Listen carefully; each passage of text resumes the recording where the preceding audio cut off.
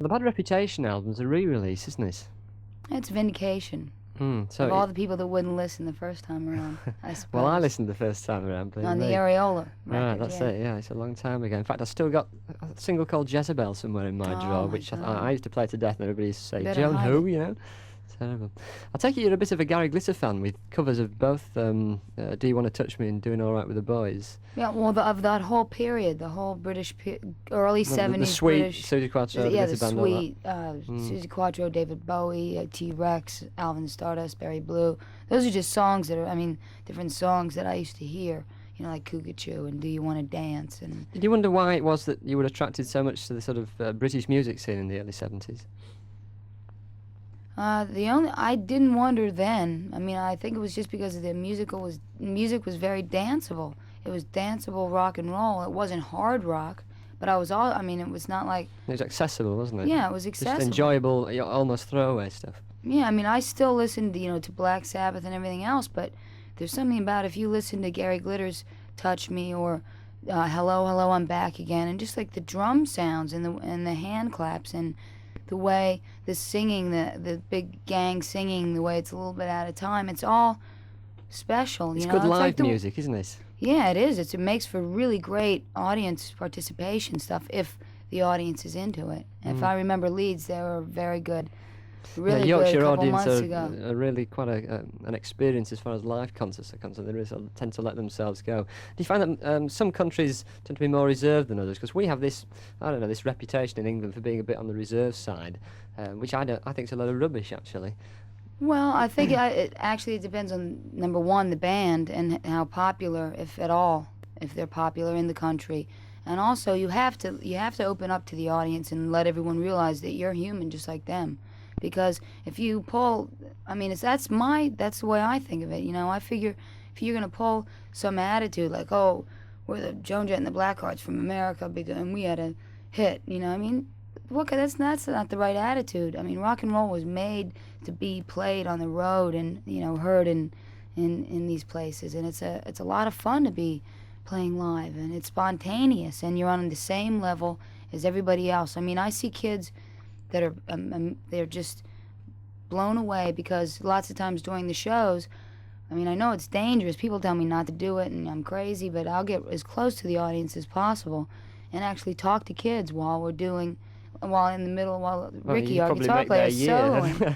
And I'm just like, I get down and I'll just say, you having a good time? And they're like going, what are you doing? It's in the middle of a song. But it's like it leaves itself wide open for anybody to dance, sing. A lot of the songs are very accessible. Mm-hmm. So where have you been playing recently? You're on a tour of England at the moment. Yes, we played Ireland first. We played Dublin and Belfast, and then we came into Bristol, and we played Bristol, and we played Cardiff, and everything's gone just great. And now we play Leeds, and then it's on, and we do another 2 weeks of gigs that end up, I think, at the Hammersmith Odeon in November 2nd, and then we head on to Holland and France and Belgium and West Germany and the German Democratic Republic. Can you guess what that is? East Germany? You got it. Right. I didn't say it. Right. Japan and Australia, and then it's back to the States to make another album. What was the Ellen Road Queen gig like for you? Because you supported Queen at that particular bash, didn't you? Did you also support them at Milton Keynes? Yes, Milton Keynes and Leeds. Mm. And at this time we were doing like all these concerts at once, and all of a sudden someone said, "You're opening up for Queen," in Leeds and in Milton Keynes. Because there was Heart and the Teardrop Explodes, if I remember rightly. Yes, yeah. And I was very excited because I've been to England several times with the Runaways, and always a chance for me to come back and play in England is always exciting. So, the only worry I think with it, I don't know if the bands over here worry about it, but the press, the music press is just ruthless, and they hated our guts. Did they? They gave us horrible reviews, but they did say that the audience did enjoy it. Does that actually make you sad when the music press sort of give you a rotten review? Do you think, oh God, this is terrible, or do you just dismiss it? I try to just dismiss it, and most of the times it's happened so many times in the Runaways that, you know, I really would try and just dismiss it and let it go by. But sometimes there are people that are just out just to get you, and they don't like you because of a certain reason.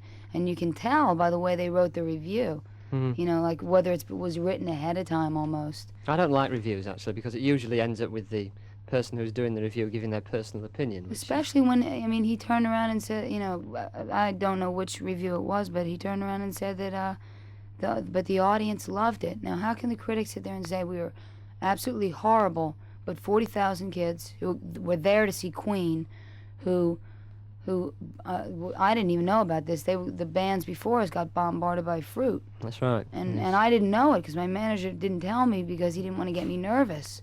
And Well, that would have been it, you know. I would have been really nervous. Really, the lineup was quite good apart from the Teardrop Exploders, because really they weren't the sort of band that should have been on that bill. They were rock fans, really, and the Teardrop Exploders aren't rock. They're more of a new wave sort of appearance, and of course, sort of heavy metal and heavy rock fans do not like new wave, so they tend to get canned. I ran a sort of Runaways competition last week for signed copies of your album. And I asked 4 questions. I'm going to ask you them now and see what you know. I should imagine you'll know all the answers, but here we go. Number 1, what make of guitar does Lita Ford use? She uses, well, at first she used the Gibson SG, and then when she discovered Rick Nielsen from Cheap Trick, found this great guitar called a Hamer. So she uses Hamer guitars. Right. The second one was, well, obviously you'll know this one. Which member of the group tried to commit suicide on a tour of Japan? Well, first of all, she didn't try to commit suicide. If she did, her mother was a nurse, so she would have definitely known how to do herself in had she really been serious. Which member? Jackie Did you Fox. ask me? Jackie Fox, yes. Which 2 ex-members of the Sex Pistols helped you in the recording of Bad Reputation? They weren't on Bad Reputation, but they were on 2 songs, You Don't Own Me and Don't Abuse Me, and a version of I Love Rock and Roll. That's Steve Jones and Paul Cook. How did you get involved with those 2?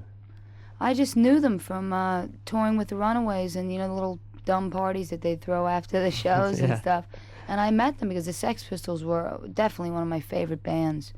I mean, oh boy, They were so that was different, music weren't to they? put your makeup on to. I'll tell you, music to take a shower to. I mean, to anything, you know. Right.